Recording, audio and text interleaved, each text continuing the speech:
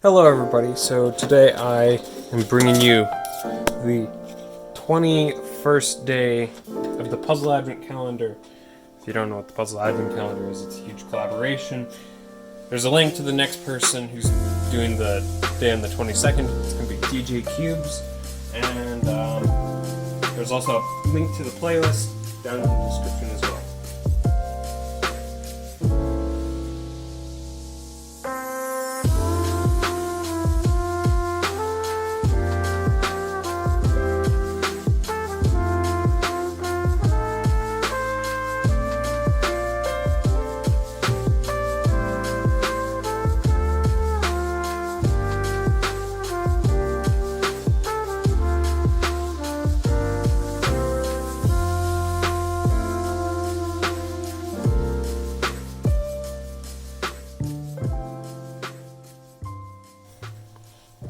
So as you saw from the intro thing, when I was making arms using a 3D pen for this puzzle, never thought I'd be saying I'd be adding arms to a puzzle, but yeah, I added arms to this geranium puzzle, and now it looks a lot like a snowman.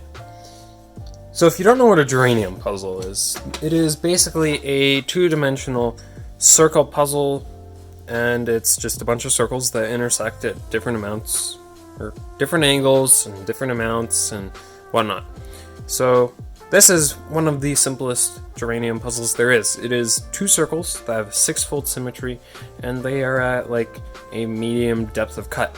Basically, they don't go past the center of the other circles. So this circle cut doesn't go past this one, but they also intersect with the other cuts.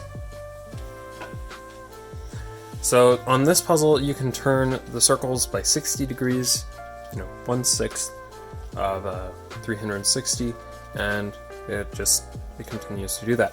You can bandage them like how Varipuzzle tends to make their puzzles, or their geranium puzzles, and yeah. So this puzzle is quite interesting because it has different sized circles, specifically 3 different sized circles. When you do different sized circles on a geranium puzzle, it's not really as difficult as you'd think because you just pattern them around each other. However, when you do 3 circles, you end up being unable to switch the pieces from this huge circle with the tiny circle without making it filled with a bunch of little tiny cuts. And the reason why I didn't want a bunch of tiny little cuts is because it adds a lot more complexity to the mechanism, and it makes it a lot less fun to solve. The reason why I don't want my mechanisms to be complicated on these geranium puzzles is because I actually print them in place. Basically meaning I lay them flat, and I print them like this, and then I flex them a little bit, and then they crack apart, and then you can move them around, just like that. So with the 3 circles being very difficult to implement, I had to do some kind of weird stuff. So you might have noticed that there's actually another small circle. So this isn't actually 3 circles, it's 4. And the reason why is because this is almost as if there's 2 geranium puzzles on top of each other. So there is one of the 6x6 ones, one of these, and then there's another one that is a 3x6 with the 3-fold symmetry circle being smaller than the 6-fold symmetry circle. So as you can see, if I move this middle circle, which is almost as if it was a middleman for these 2 small circles, you can exchange pieces between them, just like you would on the smaller, regular 6x6 geranium puzzle. And then you can also exchange pieces between this big one, the big circle, and the medium circle, just like that.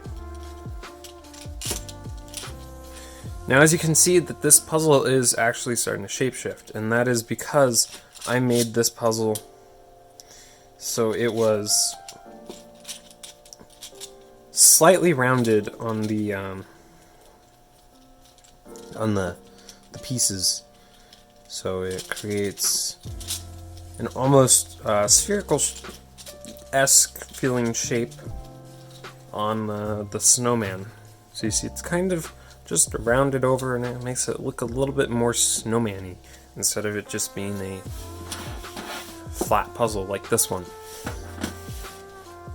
So yeah, that's really about it I have to say about this puzzle. There's nothing else super interesting about the geometries, and it's a cool shape, and it looks like a snowman. And I guess that's it. I will see y'all later.